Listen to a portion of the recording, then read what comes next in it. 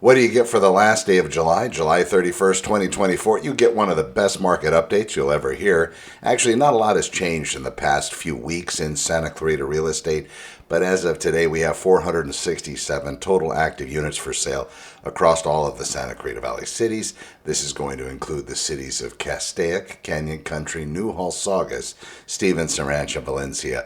We've been seeing some normal market trends as this market continues to develop. It's not so much stagnant because most of the listings that are hitting the market are going out within 7 to 14 days. So they're actually getting into escrow within that time frame. And then after that, you have a typical escrow time frame, which is anywhere from 30 to 45 days, depending on the lending type or the loan type. If you are a seller and you're entertaining offers from buyers that are using federal type loans, there could be some delays regarding appraisals on those. It's just going to depend on the lender source for the appraiser and what type of loan program is going to be used. For example, Veterans Administration loans for those military folks out there. In some cases, to order that appraisal might take a little bit longer, but it's also going to depend on your lender and how forward thinking they are in preparation and how many VA loans that they actually do. Some lenders are approved in VA but don't do very many. Some are approved in VA, do a whole bunch.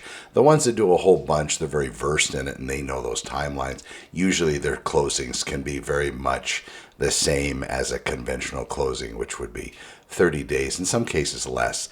But they're at the mercy of the Veterans Administration as far as the scheduling of different things that the VA has to do to be able to make sure that the property fits within their guidelines.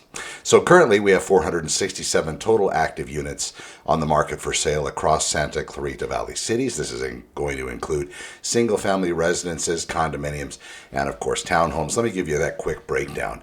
8 coming soon. 81 new listings have been placed on the market in the past 7 days. 80 properties have experienced price changes. These are properties that for the most part were overpriced in the beginning. Now the sellers are making particular adjustments in order to get those listings back to the top of the syndication sites online, so more people are seeing them.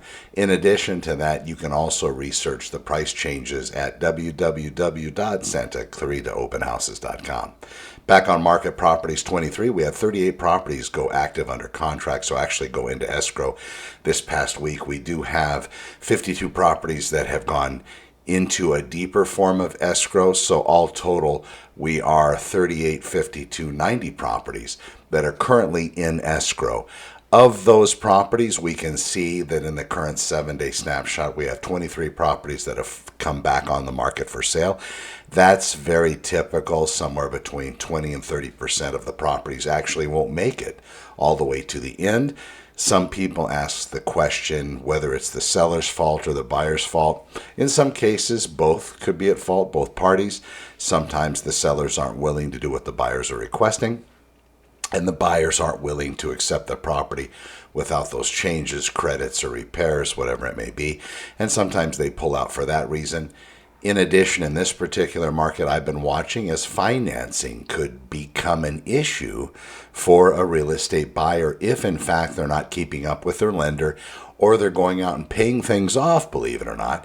If you have a credit card and you're in process of buying a property and you might have a little bit of extra money to pay off this credit card, let's say it doesn't have much of an amount on it and you go ahead and do that without getting your lender's approval, then what ends up happening is it could be that maybe that credit card company says, well, you know what, they haven't used the card, maybe they won't use it, so we're going to reduce the credit amount, thereby could be harming your FICO score. Or maybe we're going to basically stop the card altogether, which is another issue. So before you pay anything off, even though you think it might help, make sure you speak with your lender first. All right, so we have 58 properties have closed this past 7 days. 5 expired, 11 canceled, 9 have been put on hold, 3 have withdrawn. Now, regarding this market, it is moving with opportunities. Buying or selling is really going to be dependent on where you are today. Do not purchase anything predicated on somebody's promise that interest rates are going to be reducing here in the next couple months. However, we are looking at September. Maybe that is going to be the time when interest rates do this break that they've been talking about for the past several months, and people are looking forward to it.